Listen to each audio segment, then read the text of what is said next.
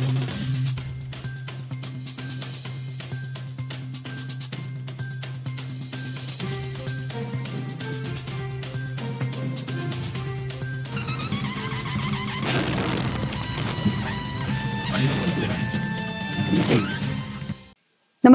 आपण पाहता हिरकणी न्यूज.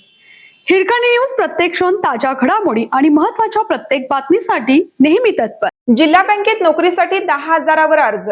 जिल्हा मध्यवर्ती सहकारी बँकेच्या कनिष्ठ लिपिक भरतीसाठी आतापर्यंत 10,500हून अधिक उमेदवारांनी अर्ज दाखल केले आहेत.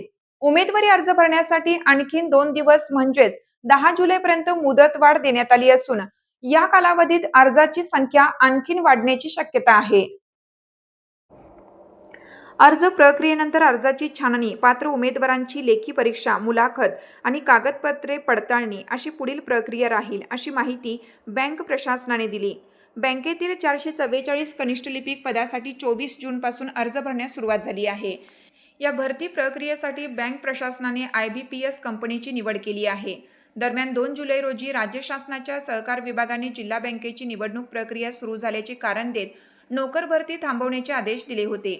या स्थगितीविरोधात जिल्हा बँक प्रशासनाने 6 जुलै रोजी मुंबई उच्च न्यायालयाच्या कोल्हापूर सर्किट बेंचमध्ये याचिका दाखल केली.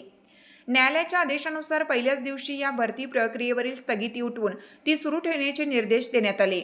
शासनाच्या स्थगितीच्या आदेशामुळे उमेदवारांमध्ये काही काळ संभ्रमाचे वातावरण निर्माण झालं होतं.